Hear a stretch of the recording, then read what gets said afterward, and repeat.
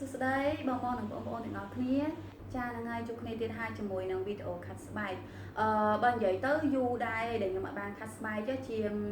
មួយខែហើយបើនិយាយទៅព្រោះធម្មតារាល់ពេលដែលខ្ញុំខាត់ខ្ញុំតែងតែផុសវីដេអូអញ្ចឹងផុសវីដេអូត្រឹម5នាទី6នាទីអីទេពេលដែលខ្ញុំផុសវីដេអូហើយខ្ញុំនឹងទៅខាត់ខ្លួនតែម្ដងហ្នឹងហើយអញ្ចឹងថ្ងៃនេះថ្ងៃសុក្រធម្មតាសុក្រសៅរ៍អាទិត្យអីចឹងបងក៏ដូចជាបងប្អូនដែលគាត់រៀនក៏ដូចជាធ្វើការអីចឹងគឺគាត់មានពេលទំនេរសម្រាប់សៅរ៍អាទិត្យអញ្ចឹងថ្ងៃនេះថ្ងៃសុក្រ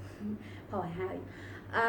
និយាយទៅមុននឹងចូលដល់ឈុតខាត់ស្បែកធម្មជាតិគឺខ្ញុំចង់ខាត់ជាមួយនឹងឈុត Simply នេះសិននេះឈុត Simply នេះវាមាន3ឈុតដូចឈុត ABC អញ្ចឹងតែគ្រាន់ថាឈុត ABC 3ឈុតយើងដាក់ចូលគ្នាទាំងអស់តែឈុត Simply នេះវាមានតែ2ឯងអានេះគឺជាសាប៊ូដុសខ្លួនទេអញ្ចឹងសាប៊ូដុសខ្លួននេះយើងដុសក្រោយពីយើងខាត់ស្បែកជាមួយនឹង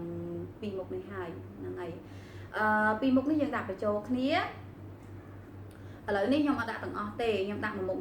តិចសិនដើម្បីខាត់ដៃសិនទេហ្នឹងហើយពីព្រោះថាបើដាក់ទាំងអស់ទម្រាំតែខ្ញុំខាត់ធម្មជាតិហើយអញ្ចឹងវាឡើងពពុះអូខេខ្ញុំដាក់តិចសិននេះគឺជាលក្ខណៈគ្រីម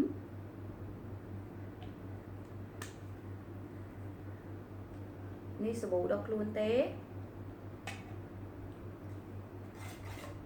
នេះខ្ញុំគ្រាន់តែលាយខាត់ដៃសិនទេហើយនិយាយសម្រាប់អ្នកដែលគាត់ចាញ់ក្លិនឈុតខាត់ស្បែកនិយាយទៅមិនថា ABC មិនថាឈុតនេះក៏ដោយព្រោះអតិថិជនរបស់ខ្ញុំដែលគាត់បាន order លេខដូចជា order ឈុតខាត់ស្បែកចឹងជាដើមគឺខ្ញុំតែងតែ free ដូចជាឈុត ABC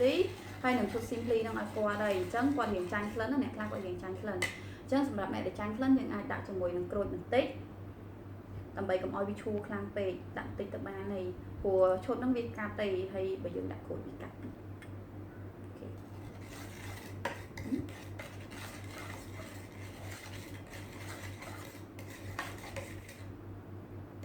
ពេលដែលយើងដាក់ក្រូចទៅគឺវាអត់សូវឈួលទេក្លិនវាធម្មតាអូខេឥឡូវនេះគឺខ្ញុំយកទៅខាត់ដៃរបស់ខ្ញុំសិនអូខេឥឡូវនេះគឺខ្ញុំយកវាមកខាត់លើដៃរបស់ខ្ញុំមកបន្ទប់ទឹកដោយសារកុំឲ្យវាឈួលក្នុងបន្ទប់គេហើយទី1ឲ្យវាលេឡាផងដែរ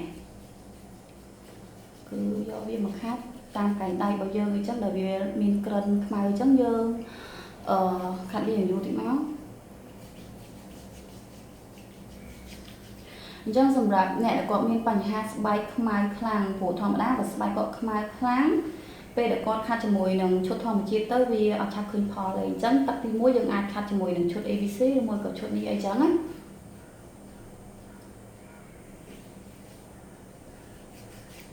យើងខាត់វាដោះវាយូរតិចមកហើយយើងទុករយៈពេល2នាទី3នាទីបានហើយ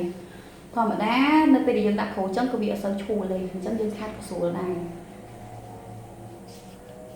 អូខេឥឡូវនេះខ្ញុំសុំពេលទុកវាបន្តិចសិនអូខេឥឡូវរយៈពេល3នាទីបានកន្លងផុតធម្មតាពេលដែលវាដល់3នាទីហើយមិញខ្ញុំដោះទៅវារៀងសវាឡើងសធម្មតាដល់ពេល3នាទីហើយវាស្ងួតទៅនេះអញ្ចឹងយើងអាចលាងទឹកបានហើយយើងបាក់ទៅព្រោះតវីដេអូពេលយើងលាងយើងដោះវាថែមមកខាត់វាថែមចឹង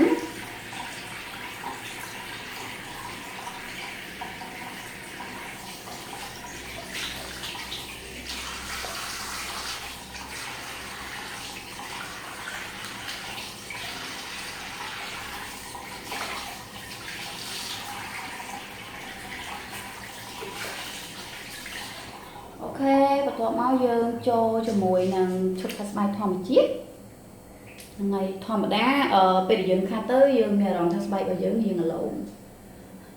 ហើយរៀងសផ្លែកណាអូខេឥឡូវតោះយើងចូលជាមួយនឹងឈុតធម្មជាតិអូខេឥឡូវនេះយើងចូលជាមួយធម្មជាតិពេលដែលខាត់ទៅមានអារម្មណ៍ថាស្បែករៀងសផ្លែកនិយាយទៅវារៀងជ្រះហ្នឹងហើយព្រោះនិយាយទៅមួយរយៈហ្នឹងរវល់ជាមួយនឹងការងារដល់ពេលចឹងទៅអត់សូវបានថែរក្សាស្បែកនេះសំបីតលេក៏អត់បានលាបដែរអូខេឥឡូវនេះយើងចូលជាមួយនឹងឈុតធម្មជាតិនេះដែរគឺជាម្សៅ green tea ម្សៅទឹកដោះគោ ធម្មតាពេលដែលធ្វើមកខ្ញុំអត់ដែរភ្លេចទេជាមួយនឹងម្សៅទឹកដោះគោក៏ដូចជាទឹកឃ្មុំ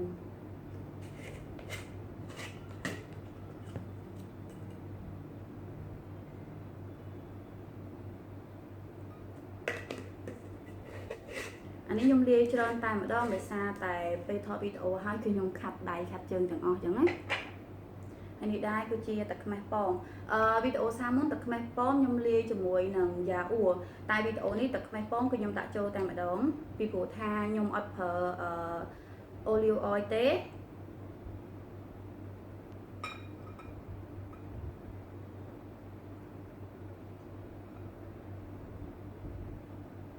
ដាក់ពីលភា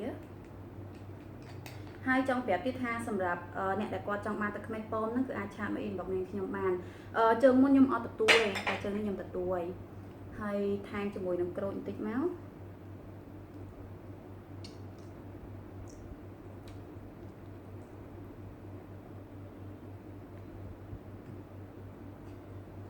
អូខេតោះមកយើងលាយចូលគ្នាឲ្យសព្វ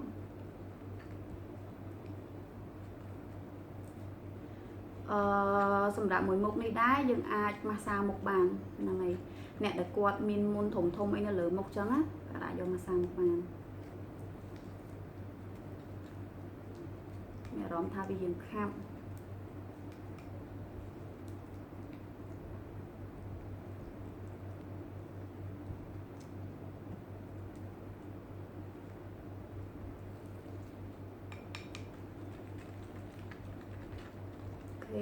បន្ទាប់ពីយើងលាយហើយយើងអាចយកវាទៅខាត់លើស្បែករបស់យើងបានហើយ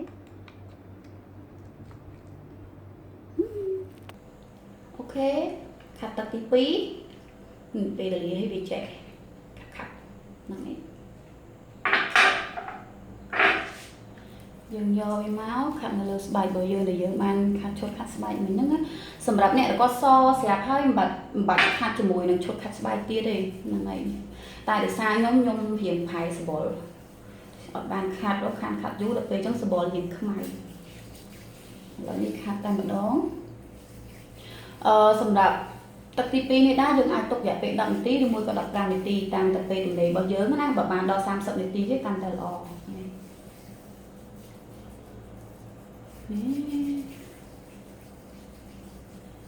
ខាត់ចឹងសិនមក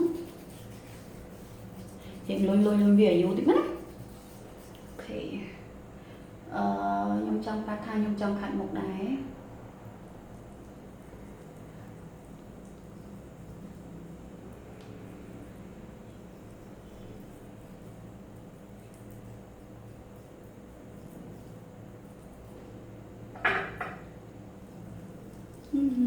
អូស៊ីនទី